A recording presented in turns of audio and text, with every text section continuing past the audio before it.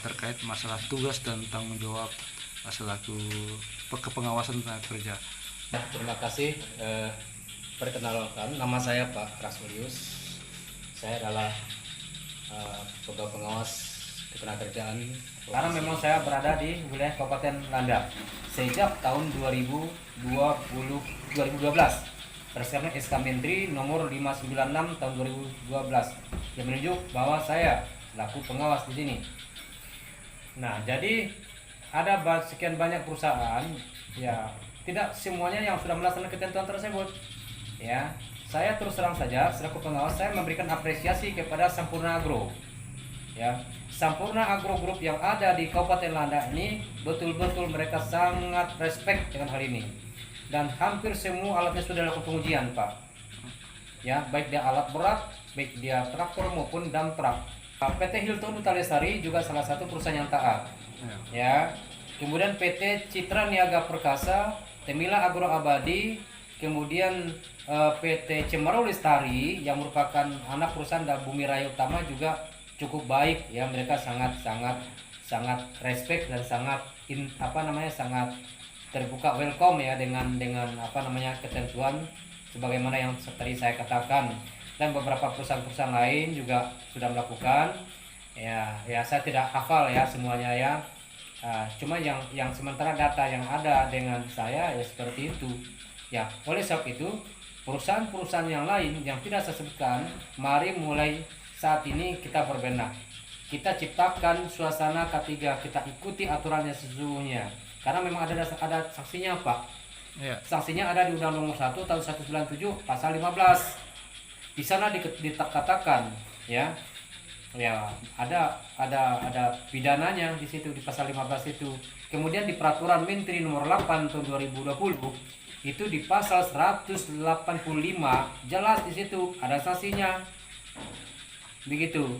Kemudian di pasal 184 di Permenaker Nomor 8 2020 pegawai pengawas ketenagakerjaan berhak untuk melakukan pengawasan.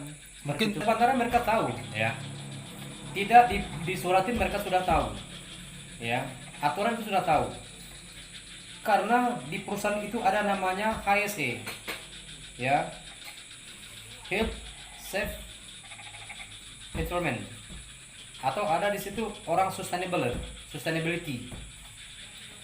Mereka itu yang orang HSE, orang sustain itu, mereka sudah memiliki ahli K3 umum atau memiliki sertifikat dan kartu kewenangan sebagai ahli K3 umum. Mereka tahu itu.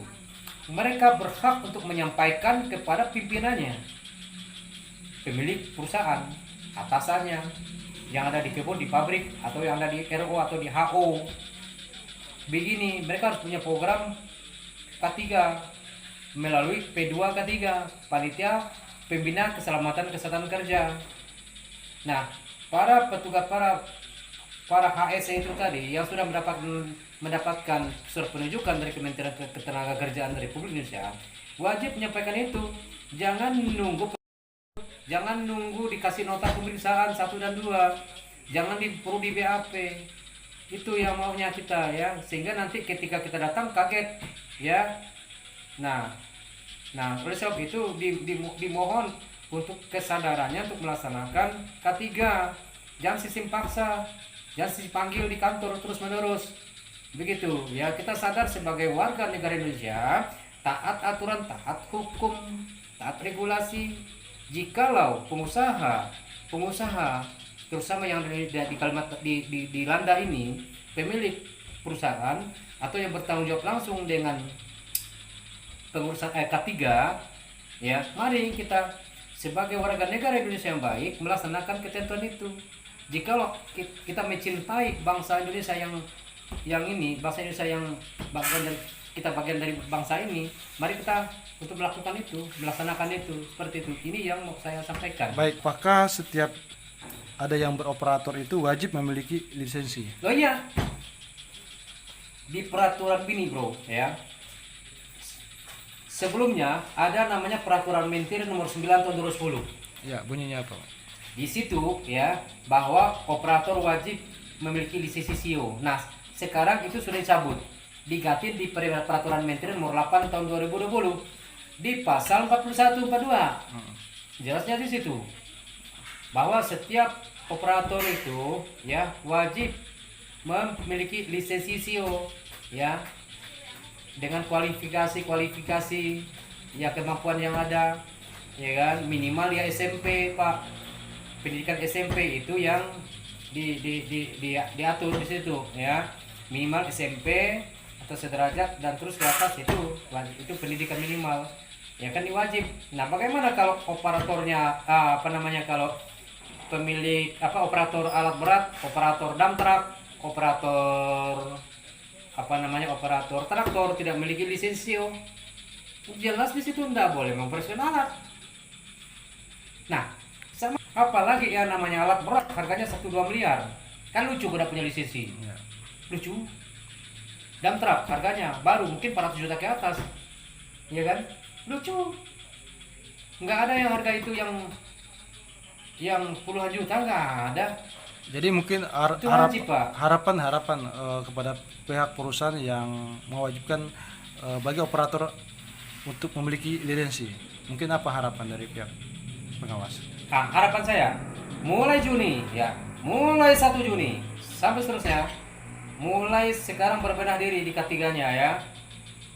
Dengarkan saya ngomong. Dengarkan saya ngomong, seluruh pengusaha di Landak ini dengarkan baik-baik. Ya, kita di Landak ini sudah lama beroperasi, perusahaan udah banyak. Bahkan alatnya udah banyak, udah breakdown malah. Nggak punya CEO orang, anak operatornya bayangkan.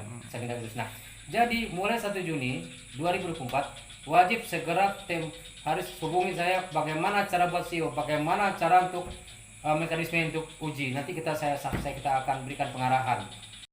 Silakan pilih PJ3 mana, ya kan? Nah, kalau orang-orang HS itu bang itu tahu tuh PJ3, ngerti mereka, Ya. karena mereka belajar di situ kok. 12 hari kok ahli K3 umum tuh belajar, tahu dia tuh. Ya, tahu dia apa dump truck masuk kategori pengujian, padahal itu kita pikirkan kan kir dari disub. Itu lain cerita, lain persoalan bang. Kita punya peraturan tersendiri, ya kan? Karena ada orang yang mengoperasikan. Kenapa? Ada hidrolik. Kenapa dump truck harus diuji punya SIO? Karena ini hidrolik. Kau tanpa hidrolik, ya enggak kita sentuh situ. Ya kalau tidak salah saya di pasal 67 Permenaker nomor 8 2020. Ya. Huruf D, pasal 67 huruf D kalau tidak salah ya. Di Permenaker nomor 8 2020 bahwa dump truck itu salah satu komponen pesawat angkat dan pesawat angkut. Ya SIO, ya. Yang lain ada, kayak Cemaru juga berbenah, CPTA juga berbenah, PT SMS, PT MAK juga mulai berbenah. Ya, mulai berbenah dia. Kemarin sudah di PT SMS, PT MAK yang merupakan cabang Pokpan itu Jadi, sudah angkatan 1 sudah, tinggal angkatan lanjutan. Jadi harapan kepada perusahaan-perusahaan yang operatornya belum memiliki lisensi, mungkin apa harapan bang? Oleh penyelenggara perusahaan, manajernya atau HRD-nya, personalianya atau orang sustainnya didata untuk dilatih, baik dia menggunakan in-house training atau apa, ya kan bisa dilakukan, diwajibkan ya segera dilakukan ya sebelum ada pendidikan lanjutan, teguran lanjutan.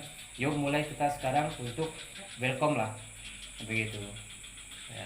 Karena bagaimanapun juga berdasarkan peraturan menteri ya, saya ada pengawas di pasal 184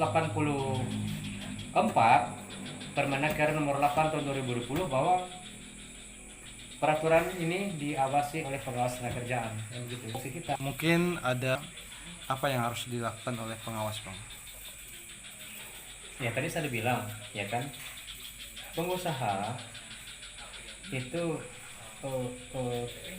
tolong apa namanya ya, pemilik alat ya, tanggung jawab di perusahaan apapun namanya, baik dari persoalan terbatas ataupun ya pemilik pribadi atau di koperasi ya, koperasi juga penting ya, karena ketika mereka ngambil DO, punya DO di koperasi itu wajib, karena menggunakan apa sebagai membawa muatan ya TPS misalnya kan, atau material lainnya. Nah jadi diwajibkan memiliki itu, dan silakan didaftarkan oleh penanggung jawab melalui PJK 3 pembinaan usianya ya. Kalau untuk yang ini nanti bisa komunikasi koordinasinya kita lah. Oke bang.